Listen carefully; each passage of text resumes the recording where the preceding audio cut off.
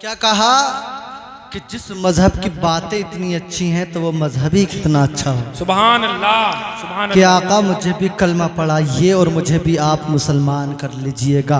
कसम खुदा की इसने कलमे को पढ़ा और मुसलमान हो गया। किस बात पर? तवज्जो मेरी तरफ। किस बात पर? नबी के अखलाक, नबी की आदत और नबी के तरीक़े को देख। आज हमारे तरीक़े कैसे हैं देख रहे हैं आप अपने तरीक़े।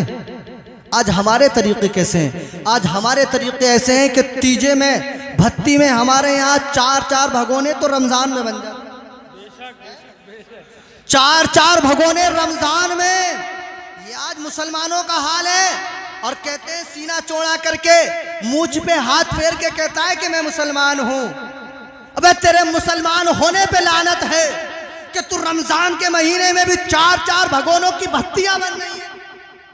फिर कहते हैं कि हजरत अगर ना करेंगे तो रिश्तेदारियों में बदनामी हो जाएगी, ना करेंगे तो जो है बिरादरी में बदनामी हो जाएगी। मैं कहता हूँ भाई 1 की होगी, 2 की होगी, 3 की होगी, 4 की होगी। जब किसी के यहाँ बनेगा ही नहीं तो फिर किसकी बदनामी होगी? किसकी बदनामी होगी जब किसी के यहाँ बनेगा ही नहीं? जनाब आज किसी के यहाँ बीमारी आ जाए, कोई बीमार हो जाए, लोगों को ऐसा लगने लगे ना कि इसका आखिरी वक्त है, तो घर वालों को तो इसके आखिरी वक्त की टेंशन है और दूसरों को ये टेंशन होती है कि 4 भगोनों का 5 का इंतजाम का होता है कि नहीं होता है। जनाब भत्तियों में लंबे लंबे चावलों की बिरयानी के भगोने आज हमारे यहाँ बनाए जा रहे हैं। इमाम साहब अगर फातिहा पढ़ने जाएं और इमाम साहब ना खाएं ना तो कल कोई हंगामा मचा देगा कि साहब इन्होंने तो मेरे घर खाया ही नहीं था, मेरे इमाम का है। मगर उसको ये नहीं पता है कि साहब ये इमाम है, इमाम। और जो तू खाना खिलाने के लिए बैठा है ना, ये गरीबों का खाना है, ये मिस्कीनों का खाना है। ये नहीं है कि मरने वाले के नाम पर खाना ना खिलाया जाए। हाँ, मरने वाले के नाम पर खाना खिलाओ। मरने वाले के नाम पर खाना खिलाना है तो गरीबों को खिलाओ, फकीरों को खिलाओ, तुम्हारे बाप को इसका सवाब मिल जाए। नारे तकबीर, नारे तकबीर, नारे रिसालत, नारे रिसालत, नारे रिसालत। सैयद रिजवान मियां साहिब किबला, सैयद रिजवान मियां साहिब किबला। नारे तकबीर, नारे रिसालत।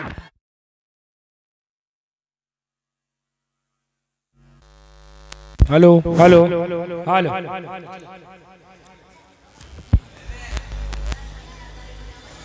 तमामी हजरात एक मरतबा झूम झूम कर दुरूद पाक पढ़ लें। अल्लाहुम्मा सल्ली अला सय्यदिना शफ़ीइना व हबीबिना व मौलाना मुहम्मद व अला आलि मुहम्मद।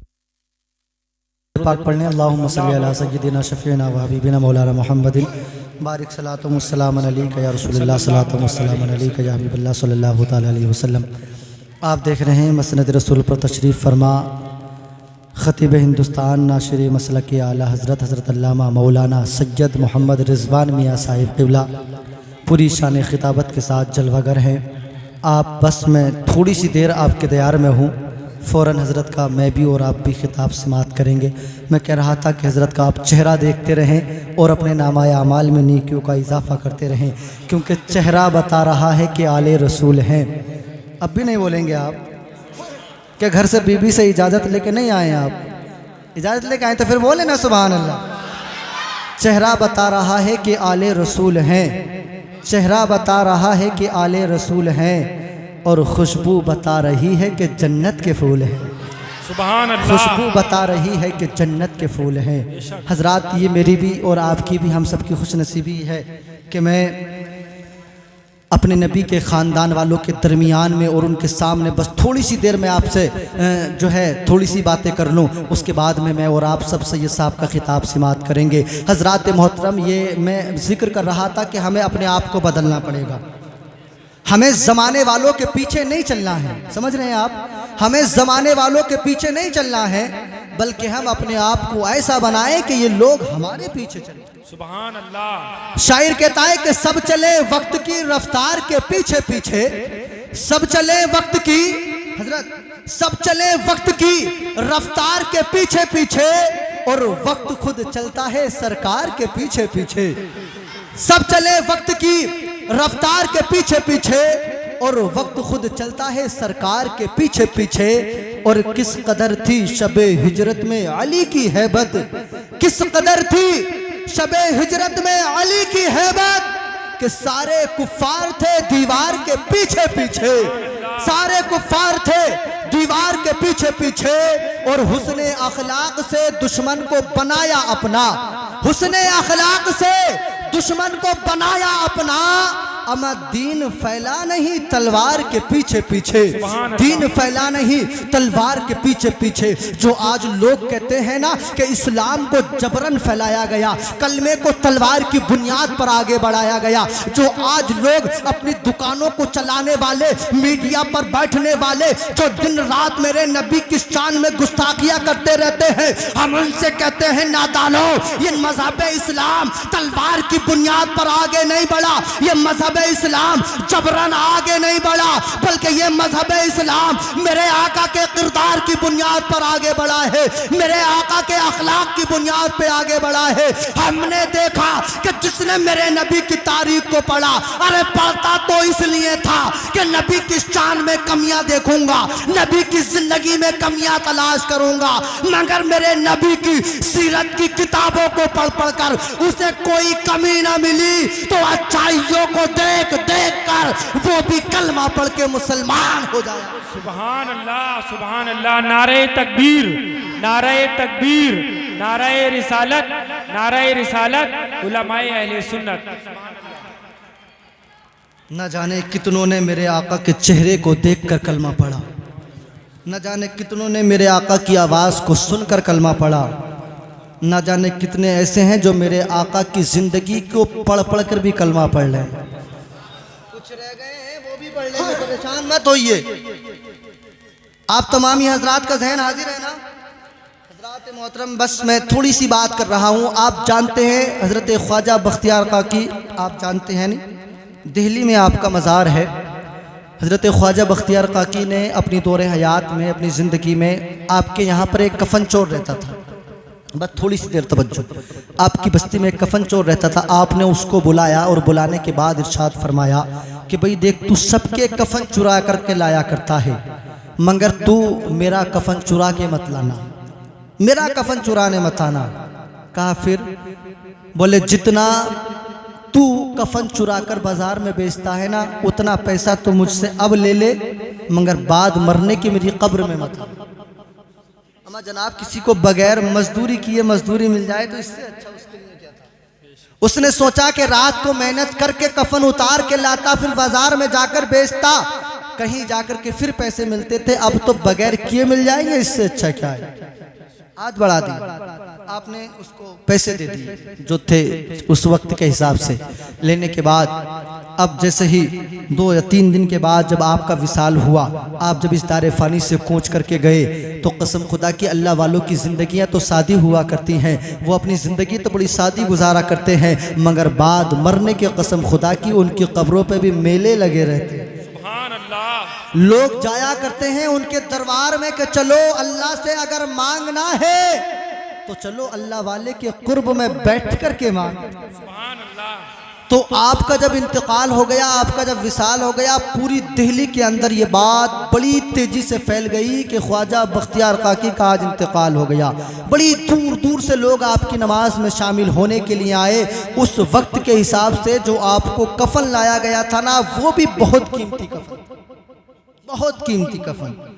जब उस कीमती कफन को आपको पहनाया गया, और ये जो चोर था ना, ये हर एक की नमाज जनाजा में ज़रूर शामिल रहता था, क्योंकि दिन में देख लेता था कि कहाँ कब्र है, कहाँ क्या क्या हिसाब है, रात में आने में आसानी होती थी। अब ये आपकी भी नमाज जनाजा में शामिल है, तमाम कफन दफन में शामिल है।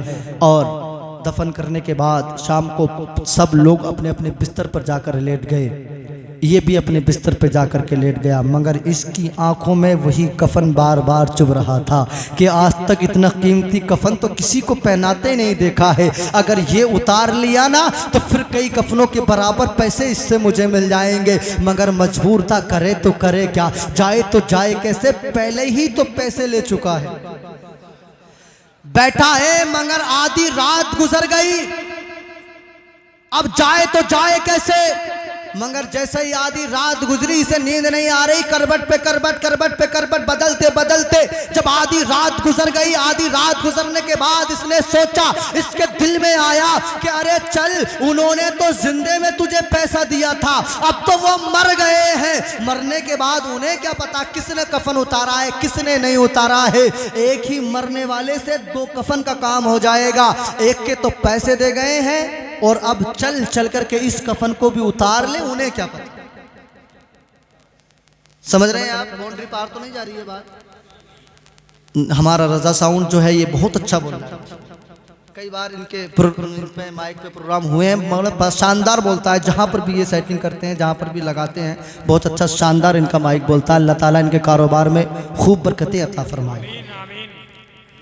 अब जैसे ही ये रात को लेटा, अब इसे तो नींद नहीं आ रही थी, इसने सोचा कि चल कब्र में चल करके क्यों ना कफन चुरा लिया जाए। अब ये अपने मकान से निकला, अपने मकान से निकलने के बाद पहुंच गया कब्रिस्तान के गेट पर। कब्रिस्तान के गेट पे पहुंचने के बाद अंदर पहुंचा। अंदर पहुंचने के बाद इसने धीरे धीरे से मिट्टी को हटाना शुरू किया। मिट्टी को हटाने के बाद ये जब कब्र में दाखिल होता है, जब मिट्टी को इसने हटाया, कब्र को इसने उड़ा से यानी कब्र को जब इसने खोला और जब ये कब्र के अंदर दाखिल हो रहा है तो ये देखता है कि कब्र के अंदर से ऐसी खुशबू निकल रही थी, ऐसी खुशबू निकल रही थी कि जिसकी बरकत से पूरा कब्रिस्तान खुशबू से महकने लगा था। कसम खुदा की हम तो यही कहते हैं कि अरे जब दौरे हासिर में जब सहाबाए किराम को नबी की जरूरत पड़ा करती थी और जब उन्हें रास्ते की खबर ना हुआ करती थी तो सहाबाए किराम खुशबू को सूंघते सूंघते नबी के करीब पहुंच जाया करते थे।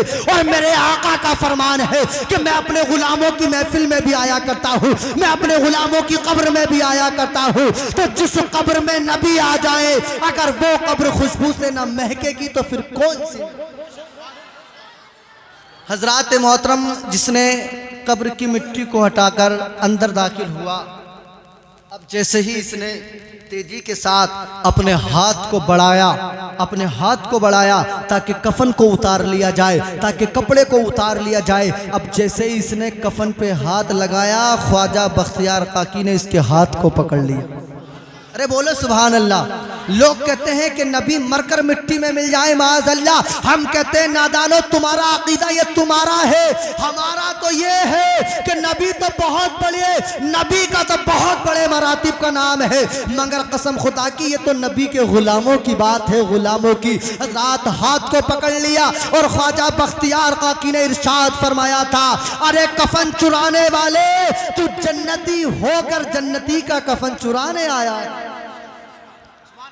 जन्नती होके जन्नती का कफन चुराने आया है। इस कफन चोर ने जब इतना सुना, अपने सर को झुका लिया, पसीने में नहा गया, सर का पसीना एड़ी पे आ गया, हाथों को बांधकर अर्ज करने लगा, आका आपके तो जन्नती होने में कोई शक नहीं है, आपने तो सारी जिंदगी दीन की तबलीग में गुजार दी, आपने तो सारी जिंदगी दीन की आबियारी में गुजार दी, आप तो जन्नती, वाकई में जन्नती हैं। मगर मुझ जैसा गुनाहगार जिसने कि अपने बच्चों को कफन चुरा चुरा करके पाला हो, जिसने अपने घर के इखराजात को कफन के पैसे से पूरा किया हो, क्या वो भी जन्नती हो सकता है? तो ख्वाजा बख्तियार काकी ने जवाब दिया था, ऐ कफन चोर सुन ले, चाचा और सारे लोगों को बता दे, एक तू ही नहीं बल्कि जितने लोग भी मेरी नमाज में शामिल थे, अल्लाह ताला ने उस नमाज जनाजा की बरकत से और मरने वाले के सदक़े से सारे के सारे गुनाहगारों को जन्नती बना।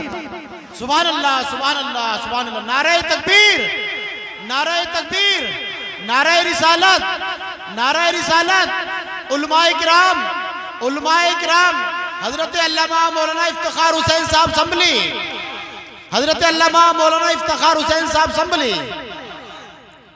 पता चला कि अल्लाह के वली भी अपनी अपनी कब्रों में जिंदा है।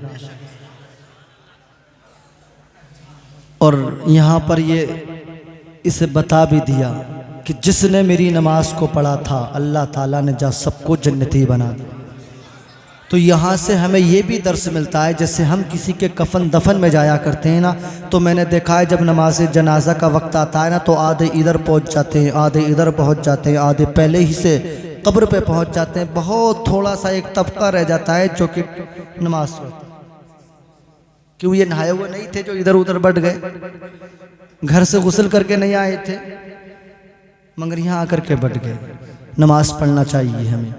क्या पता हम जिसके दफन में आए हैं, क्या पता वो जन्नती हो। हम अगर गुनाहगार हैं, मरने वाला जन्नती है, क्या पता इसी के सदक़े से आज हमारे गुनाह भी माफ़ हो जाए। तो हमें जब भी जाएं हम हर जगह नमाज का एहतमाम करें, नमाज को ज़रूर पढ़ा करें। हज़रात, मुझे जो है सैयद साहब की तकरीर को समाअत करना है, आपको भी समाअत करना है। इंशाअल्लाह ताला मैं तो आपके करीब का हूँ, कभी भी आप मुझे बुलाएंगे तो मैं हाज़िर हो जाऊँगा। आज जो है मैं आपसे माज़रत चाह करके बस मैं भी ये चाहता हूँ कि हज़रत का खिताब अच्छे वक्त में हो जाए, ताकि नसीहत वाली जो बातें हैं वो आपके करीब, आपके जहनों की समातों के हवाले पहुँच जाएँ। इंशाअल्लाह ताला कभी ज़िंदगी होगी तो और फिर मुलाकात हो जाएगी। आज के लिए इतना ही। रब्बे काबा हमारी इस गुफ्तगू को अपनी बारगाह में कबूल फरमाए। दौरान गुफ्तगू जो गलती हो गई हो उसे मुआफ़ फरमाए। इस पर सबसे पहले मुझे, मेरे बाद आप सबको अमल की तौफीक अता फरमाए। अस्तगफिरुल्लाह रब्बी मिन कुल्ली ज़ंबि व अतूबु